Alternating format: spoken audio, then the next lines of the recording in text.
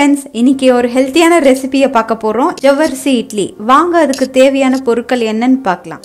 இது நைலான் ஜவ்வரிசி. பார்க்க சக்கரை போலவே இருக்கும். இதை ஓவர் நைட்டே நான் ஊற வச்சு எடுத்து வச்சிருக்கேன்.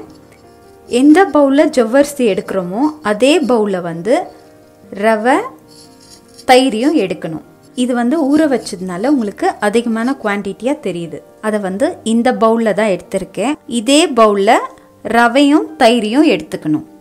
கொஞ்சம் சோடா மாவு, கொஞ்சம் கொத்தமல்லி, தேவையான அளவு உப்பு. இந்த ஊற வச்ச ஜவ்வரிசியில் ரவை, உப்மா ரவை தாங்க இது. அதே பவுலில் தயிர், தேவையான அளவு உப்பு, கொஞ்சம் கொத்தமல்லி, கொஞ்சமாக சோடா மாவு, எல்லாத்தையும் சேர்த்து நல்லா மிக்ஸ் பண்ணிக்கலாம். இட்லி மாவு பதத்தில் மிக்ஸ் பண்ணி எடுத்து வச்சுக்கலாம்.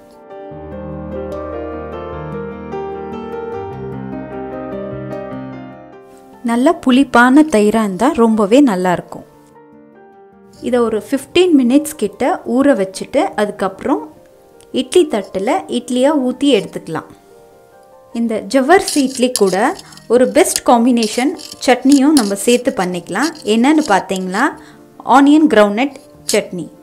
நீளமாக நறுக்கி வச்ச பெரிய வெங்காயம், ஒரு தக்காளி, 5 காஞ்ச மிளகா, ஒரு பூண்டு, 2 பச்சை மிளகா, கொஞ்சம் கறிவேப்பிலை, வறுத்த வேர்க்கடலை ஒரு கைப்பிடி, தாளிக்க எண்ணெய், கடுகு, உளுந்து, ஜீரகம், தேவையான அளவு உப்பு. கடாயில் கொஞ்சமாக எண்ணெய் விட்டுக்கலாம். காஞ்ச மிளகா, கொஞ்சம் பூண்டு, 2 பச்சை மிளகா, கொஞ்சம் வெங்காயம், தக்காளி,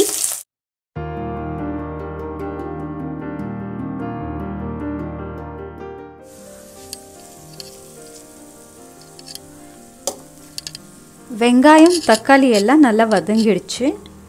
வறுத்த வேர்க்கடலையும் சேர்த்து ஆட் பண்ணிடலாம். தேவையான அளவு உப்பு. எல்லாத்தையும் கொஞ்சம் நேரம் ஆற விட்டு அதுக்கப்புறம் மிக்சியில் கிரைண்ட் பண்ணி எடுத்துக்கலாம்.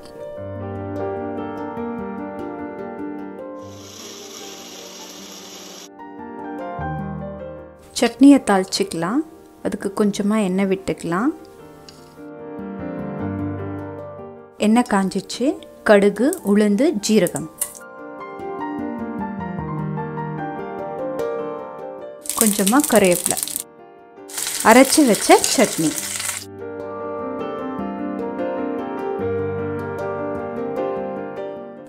கொஞ்சம் தண்ணி விட்டு கலந்து ஊற்றிக்கலாம். அவ்வளோதாங்க, நம்ம சட்னியும் ரெடி ஆயிடுச்சு. கொஞ்சமாக கொத்தமல்லியும் சேர்த்துக்கலாம்.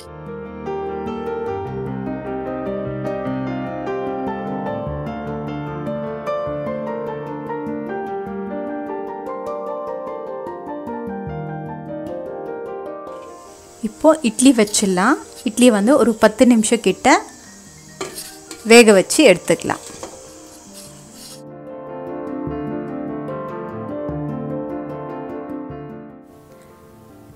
இப்போ லிட் ஓப்பன் பண்ணி பார்க்கலாம்.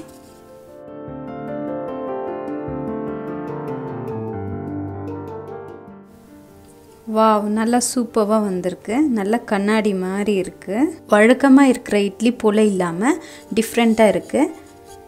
வாங்க இதை எடுத்து ஒரு பிளேட்டில் சர்வ் பண்ணிக்கலாம். நார்மல் இட்லி, ரவா இட்லி வீட்டில் செஞ்சு போர் அடிச்சிருக்கோம் உங்களுக்கு. ஜவ்வரிசி இட்லியை வீட்டில் செஞ்சு பாருங்கள். ரொம்பவே சூப்பராக இருக்கும். கிட்ஸுக்கு ரொம்பவே பிடிக்கும்.